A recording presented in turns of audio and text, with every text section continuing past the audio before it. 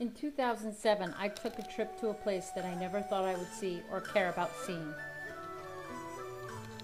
But this trip to Asia changed my perspective on many different levels. I went with a group of educators as we were going to have a Chinese teacher come into our school the following year.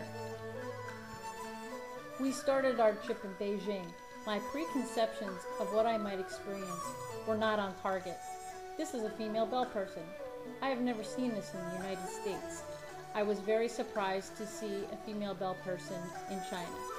She agreed to have her picture taken, but was very low-key. And so begins the journey. Of course, all tourists have to make a stop at the Great Wall. How desolate it was, though magnificent at the same time. The vendors on the way down the mountain were relentless and showed their marketing skills. Everywhere we went, especially in Beijing, there were signs of westernization, complete with the chains and franchises that we all know so well. The best part of the trip was getting to see the schools in China. We were brought to the charter schools, or the best of the best. The teachers looked so young and had so many students in their classes. The students were all on task, even with our interruptions. In this classroom, there is a computer for every student. I did not expect to see this. Students were very friendly and spoke very good English. We even had a student recite the Gettysburg Address to us. In the charter schools, most of the students live in dormitories, and their parents pay tuition to have them attend a stellar high school. The accommodations are not like what we have back home, but what they do have works for them. Students who do live close enough can go home in the afternoon and come back to school to finish classes around 5 p.m. Some of the schools specialized in certain areas. This school had a state-of-the-art dining room and other labs to learn about the hospitality services industry. Careers are taken seriously in these types of schools, though the students always manage to have time for a smile and a photo. One of my eye-opening experiences was the attention to being conscious of the environment and trash. In addition to the schools in Beijing, we had a great tour guide from one of the universities who took us to the historic sites. These houses are where farmers and their families live after moving from the more rural areas to Beijing. They typically have a very low income compared to the metropolitan dwellers of Beijing. Another eye-opener was the amount of marketing and free enterprise that was demonstrated by the vendors in the markets.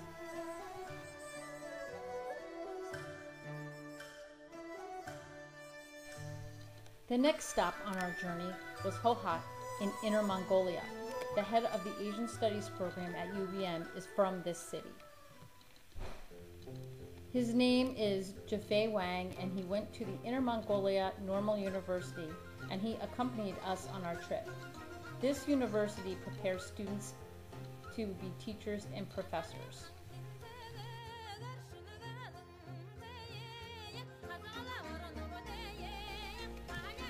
Some parts of Mongolia had an old world feel, as well as not having the utilities that some of the other places had, such as sewers.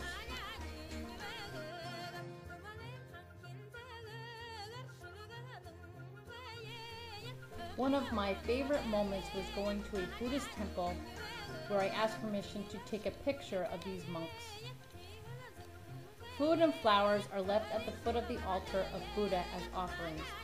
Buddhists also kneel at the foot of the altar and burn incense in these public temples.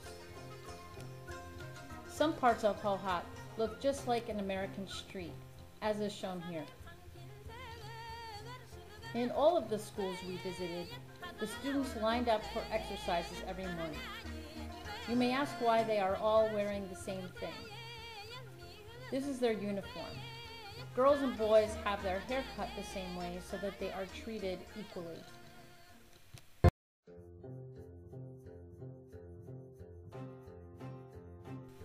Mongolia is known for their rich culture and history.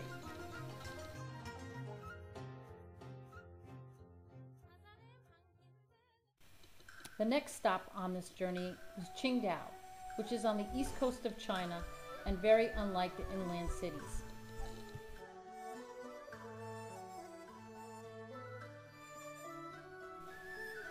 This is another school which is in Qingdao. They did not have much room in the classroom, but the students were always attentive to their teacher. We were treated to a very special dinner in Qingdao for educators. This was the formal seating. Qingdao is known for its exceptional seafood. Also in China, the food is served on this revolving circle base, and you turn it as you help yourself family style. I loved the various hotels we stayed in, and I liked taking pictures of the staff. They were all very pleasant and hospitable. When our visit was finished in Qingdao, we came back to Beijing to finish our trip.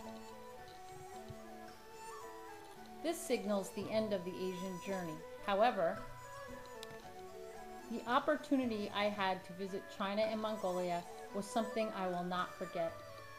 It was a great personal and professional learning experience. This was quite a journey.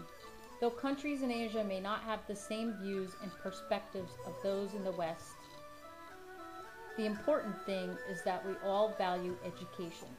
Anything I can do to help my students on their own journey is worth the journey for me. An ancient Chinese proverb says, "If you are planning for a year, sow rice. If you are planning for a decade, plant trees. If you are planning for a lifetime, educate people."